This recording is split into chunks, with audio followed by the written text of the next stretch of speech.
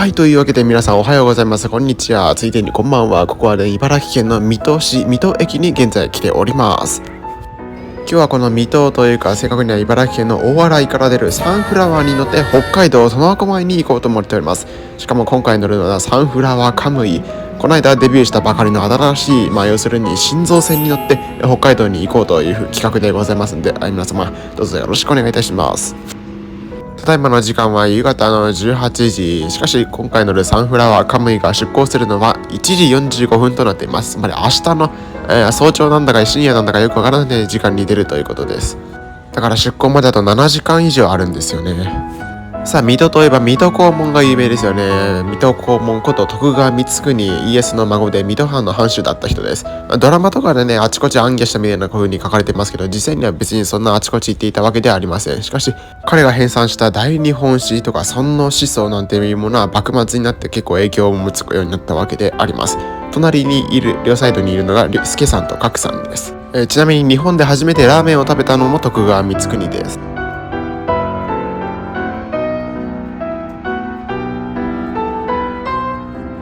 さあ、水戸駅から少し歩いたところにあるこちらは講道館です。江戸時代にはそれぞれの藩、加賀藩だの、薩摩藩だの、そういう藩はね、学校を建てたんですけど、その水戸藩が建てた藩校がこちらですね。徳川斉昭という、徳川慶喜の父親が建てた日本で最大規模を誇る藩校でございます。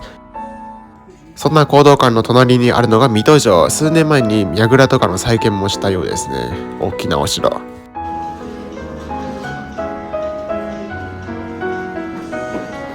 また駅前には納豆のお家も置いてありました。こちら水戸納豆有名ですからね。ちょっとブツブツがいっぱいあって気持ち悪いんですけど、ちなみに宇都宮駅には餃子の銅像もありますよね。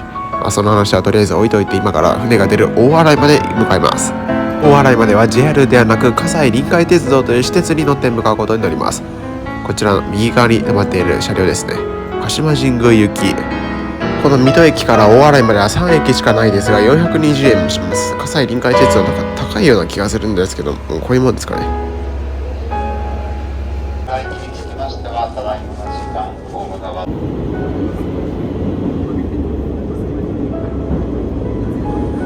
さあ、水戸駅から15分ほど葛西臨海鉄道に乗り続けてやってきました。こちら大洗です。大洗の港まではこの大洗駅から歩いていくことができるはずです。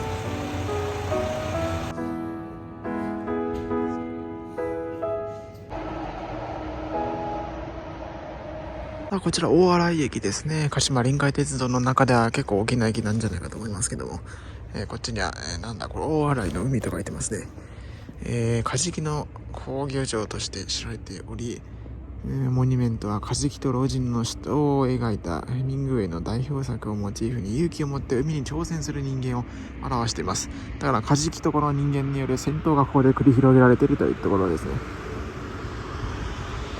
カジキ3匹、4匹、5匹、6匹、7、ちっちゃいのもや。8、結構いるな。こっちにはイカシューマイみたいなやつもいるな。で、ここの大洗駅から、大洗フェリーターミナルまでは歩いていきます。多分この道をまっすぐ行けばそのうち着くんじゃなかろうかという気がするので、そうすることにします。ちなみに今回乗るのは誰かいるかと思った。あれが老人の人やった。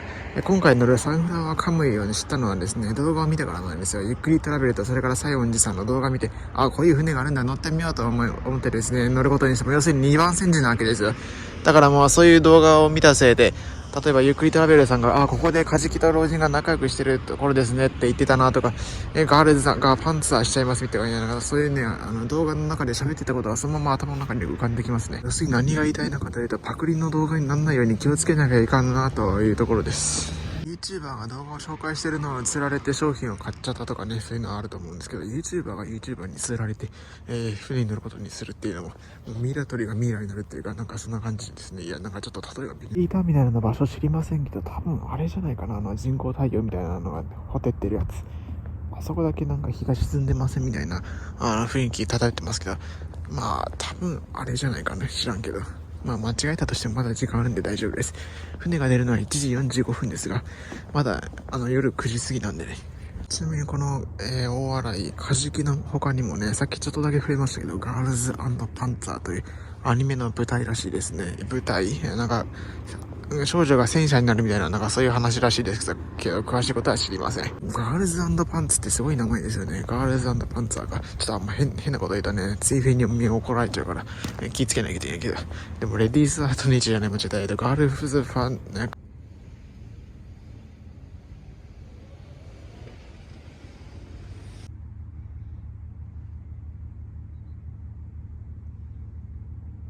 こちらにも天高く舞い上がるカジキの像がありますけども、こっちにはタワーがありますね。このタワーの上まで登れば、はるか日光連山とか富士山まで見えるらしいです。そしてその横にあるあちら船ですね。今回お世話になります。おっと、くぼんでいた道が。改めて、ちゃんと今回お世話になります、サンフラワーカムイです。どっから入ればいいのかよくわからないんですけど、あっちなのかな。着いた。大洗フェリーターミナル。なんでなるだけ電気ついてんだろう。フェリー、これ心臓線就航って書いてますけど、その心臓線というのは今回乗るサンフラワーカムイのことです。さあ、船の大城側にはサンフラワーのシンボルマークである太陽のマークが描かれておりますけども、前の方にはなんか色が違う。全然雰囲気が違いますね。ちょっとここからじゃ見えにくいけど、こっちが船の前の方、船首側ですけど、こっちは色が全然違う。さっきまでの白色とは違って紺色みたいな、これまでの船にはなかなか見られないような色合いをしていますね。この塗装にはちゃんと意味があって、コンセプトとしてかけがえのない地球と海を守り、受け継いできた伝統と歴史を新たに切り開いていく未来をつなぎながら、人々の暮らしを明るく照らし続けていくということなんですね。そんなわけで船の前は青色、後ろは白という形になっています。さあ、こちらが船の乗り場ですね。あちらにチェックイン機があるので、自分で勝手に入力してチェックインすることになります。セルフです。こっちにもサンフラワーカムイのことが書いてありますね。2025年深夜便新造船就航予定。客室も充実、マイカーもペットも一緒に環境に優しい LNG 燃料を使用、 CO235% 削減、スピーディーな輸送を実現、物流の2024年問題に対応と。さあ、まだ夜の10時なんですけども、チェックインしていいということなんでチェックインしてきました。このかっこいいカードが使って、船に乗ることになります。他にもいろんな紙が出てきました。これで乗船方法なんかを確認しろということですね。こっちには仙台のサンフラワーの模型と写真が展示されていました。そしてこちらが今回乗る最も新しいサンフラワーカムイ。この大洗フェリーターミナルには初めて来ましたけど、上の方に待合室があるんで、ここで座っときましょう。もう他にやることもないしね。なんかフードコートみたいな見た目ですね。しかもあんまりお客さんはいなさそうな感じです。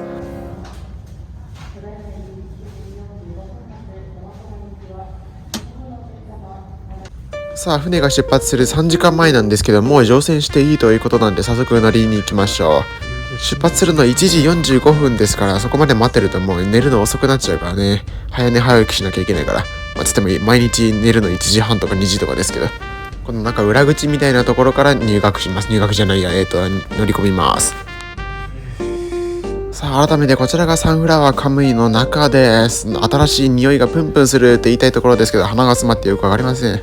さあ、無事に船内の受付みたいなところで鍵ももらうことができたので、早速部屋に行ってみましょう。なお、今回のサンフラワーカムイ、すべての部屋が個室となっています。またすべての部屋大体同じような作りをしていて、もうそういうスイートみたいな、そういうデラックスな部屋とか、あるいは相部屋とか、そういうものはありません。鍵はこういう普通の差し込むタイプの鍵なんですね。カードタイプじゃないやつだ。こっちの方がなくさなそうなんでありがたい。さあ、部屋はどんな感じでしょうか。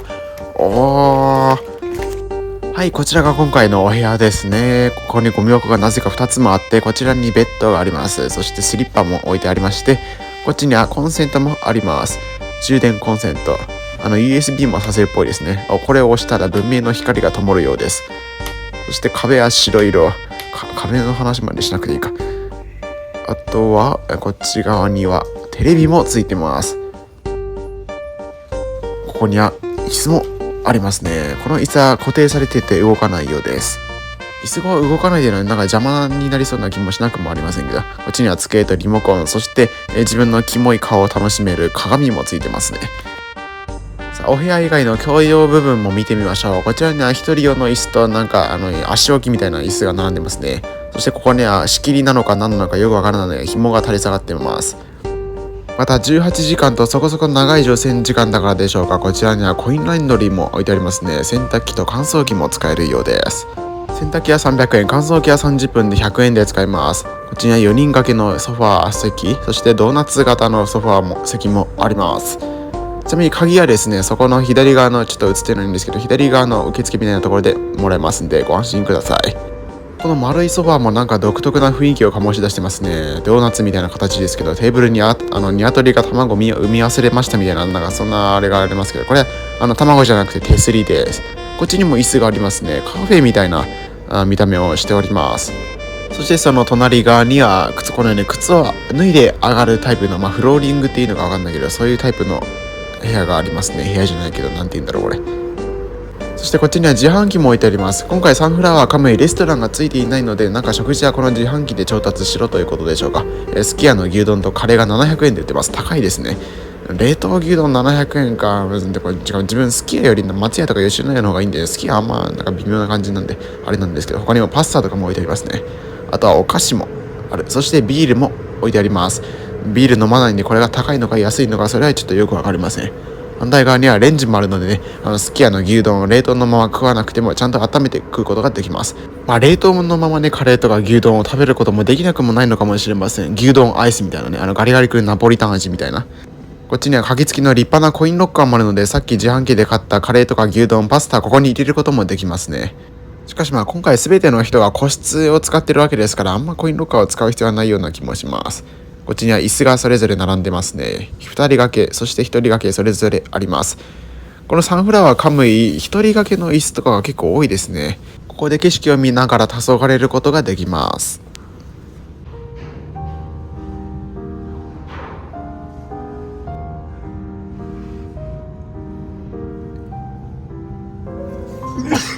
さっきは船の右側にいたんですけど、次左側にやってきました。こっちにも椅子がそれぞれ並んでいますね。ちょっと違うタイプの椅子ですね。でも全部一人掛けです。こっちには仕切りのある椅子もあります。これはありがたい。自分とか特に誰からの視線も浴びたくないような人間なんで、こういうところにこもってね、姿を隠したいのです。とりあえず一旦部屋に戻ろう。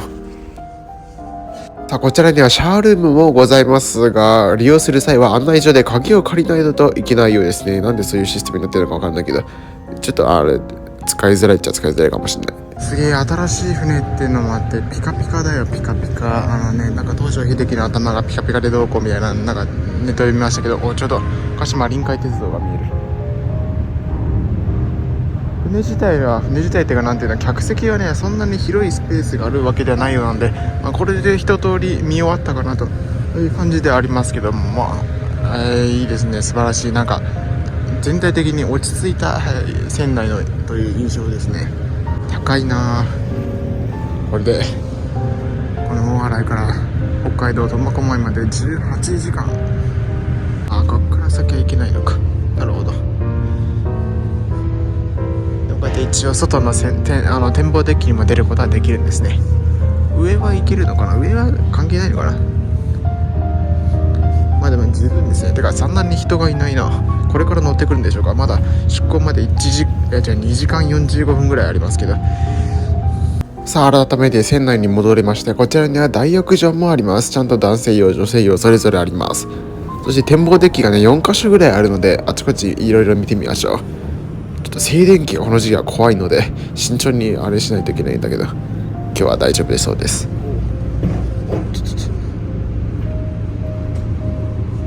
こっちにもシューター乗り込み口。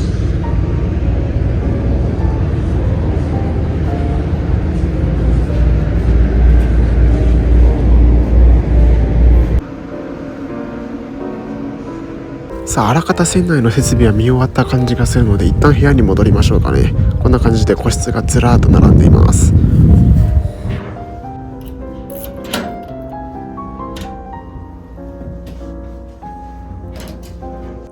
いや、船内も素晴らしいですね。ちゃんと狭いっちゃ狭いんですけど充実してます。こっちにはベッドがあって、机もあって、鏡もある。そしてテレビもありますね。そしてテレビではいろいろ見れるようです。 YouTube、Netflix、ディズニープラス、TVer、Hulu、Unext もあるな。とりあえずつけてみよう。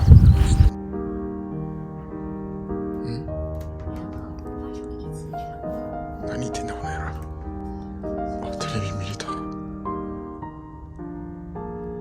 っとあんまりね、部屋の中で喋ったらうる動画もナレーションに頼ることになると思いますけど、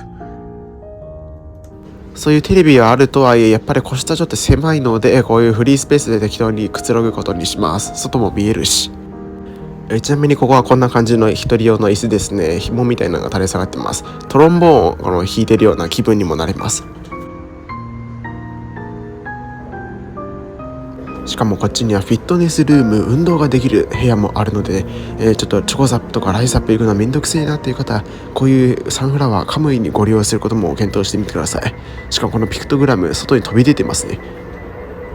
こっちには先ほどもご紹介したパスタやら何やらの冷凍食品、お菓子、ジュース、そしてこっちに電子レンジ、両替機もありますね。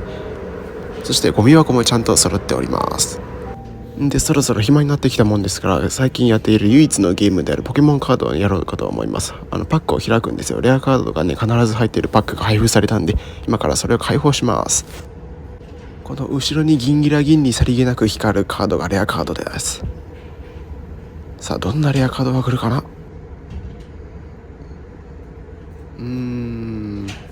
ちなみにこんなところにいるんですね。ここに一人で座っております。外も見えるし、結構快適ですね。個室ではなくても結構居心地がいいです。この卵もつい握りたくなるような形です。まるで恋人の手のようですね。恋人いないからわかんないけど、こっちにはお土産売り場もあります。ちょっとさっきからシーンがコロコロ変わるな。いろいろ置いてあるようですけども、サンフラワー限定のお土産なんてものあるようです。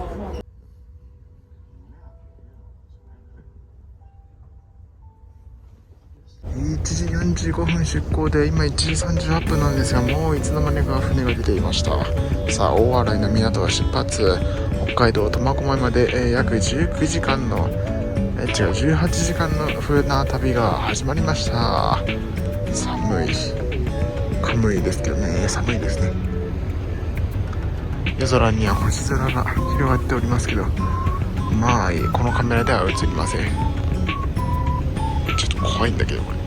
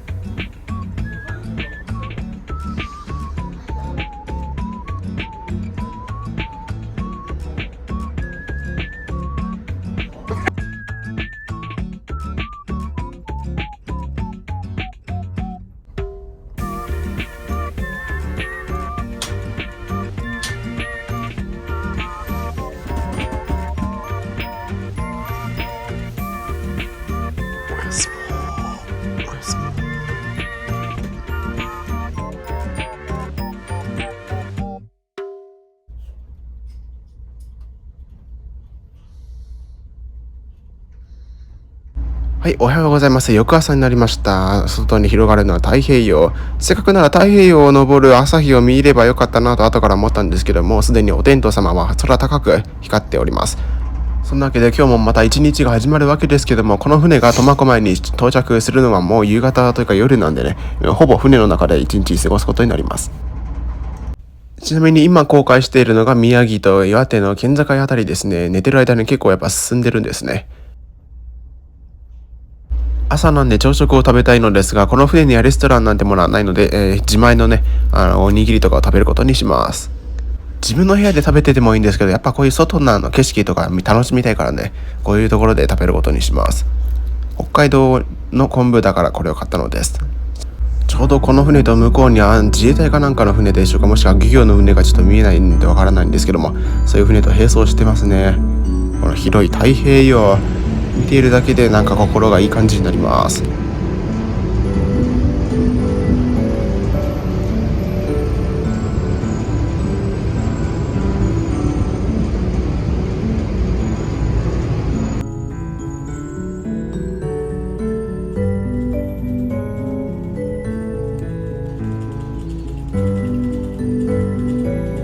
ここのサンフラワーに限らず船に乗ってる時は電波が大体届かないんですけど、今回はなぜか奇跡的に届いていますね。ギリギリ陸地に近いからでしょうか。向こうには岩手県の三陸海岸の影が見えなくもありません。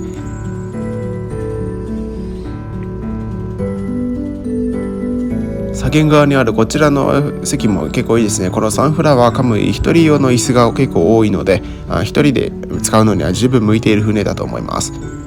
椅子とね、テーブルと、そして足置きみたいな椅子もあるんで、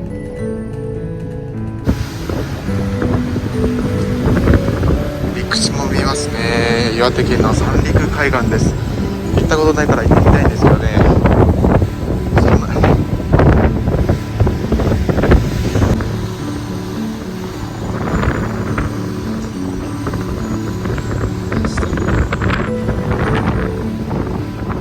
で次は地べたに座るタイプのところにおります。船って実はやることがそんなにないんですよね。電波もあんまり届かないわけですし、あとなんか特にイベントとかがあるわけでもないので、座ってあとは商品眺めるぐらいしかやることはありません。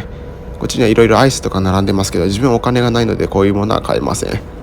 この YouTube チャンネルを始める最初の目標ではもうすでに収益化広告収入を手に入れる予定だったんですが、現実というものはやはり厳しいものがありまして、170万円の赤字を抱えながらもなおも広告収入は1円たりとも入っていないという状態でございます。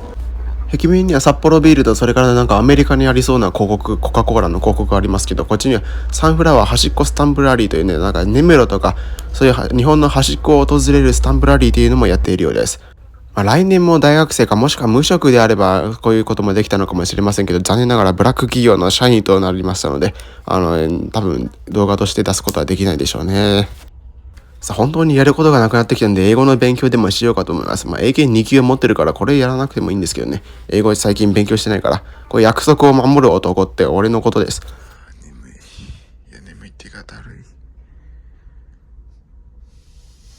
さっきの英単語帳のすべての単語を閲覧し終えたので、またやることがなくなりました。そんなわけでおやつタイムです。これ全部水戸駅のニューデイズで買い揃えたお菓子どもですね。まずこちらベビースター、丸いやつですよ。普通のベビースターをぎゅうぎゅうに押し付けて丸めくったような、そんな形をしてます。陸地からはだいぶ離れたところなのに鳥がたくさんいます。最近鳥貴族値上げして悲しいです。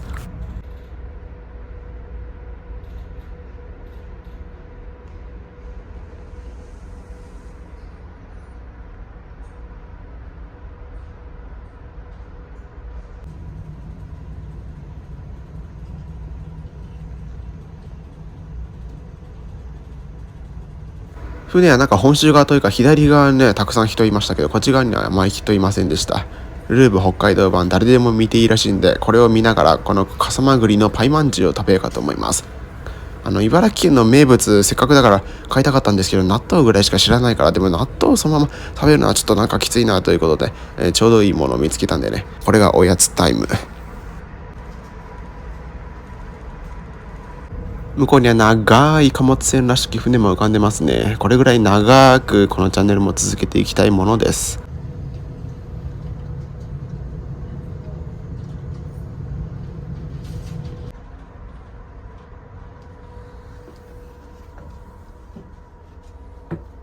この船旅も終盤なんですけど、だんだん大きく船が揺れるようになってきました。もしね、自分のマーライオンが出そうだというか、破壊光線が出そうだという人はね、お手洗いに専用の、ここにゲロを流してくださいみたいな、そういう洗面所があるので、そこに行けば、万事解決です。今回酔い止めを飲んだということもあるのでしょうけども、酔うことはありませんでした。さあ、向こう側には光が灯ってますけど、あれは北海道苫小牧の光です。まもなく終点苫小牧港に到着ということになります。苫小牧は製紙工場があるので、そういう紙の街ですね。工場の光も結構見えますが、ちょっとぼやけて見えなくなっちゃった。ここまではネット環境が終わっていたので、テレビやもちろん YouTube とかも全部見られませんでしたけども、ここまで来ると、NHK の室蘭放送局だけがなんかつくようになりました。トランプが出てきましたね。この度は商船三井サンフラワー船カムイにご乗船くださいまして誠にありがとうございます。本船は間もなく苫小牧港へ入港いたします。お客様にはお忘れ物、落とし物などをなさいませんよう今一度お手前ました。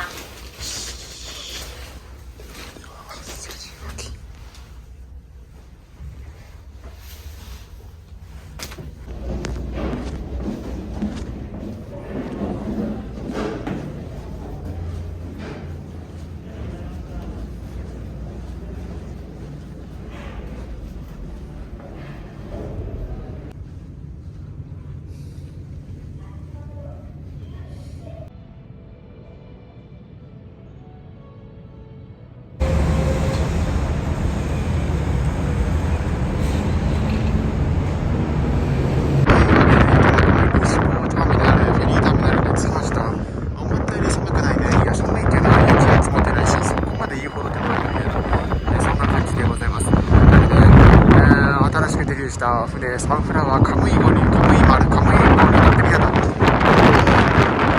こいいですね。やっぱ船って白のイメージですけど、こんな青っぽいシックなデザインいいですね。落ち着いた雰囲気で俺みたいなあれですね。JR 苫小牧駅まで約1時間歩きますけど、この間日本一周した時に学習したんで、歩いていこうと思っております。そのわけで本当にご視聴誠に本当にありがとうございました。サンフラワーカムイ号、皆さんもぜひ一度乗ってみてください。はい、じゃあご視聴ありがとうございました。こうして見ると本当なんか不思議な形ですね。マッコウクジラというか宇宙船というか変わった形だ。そして下赤いんだ。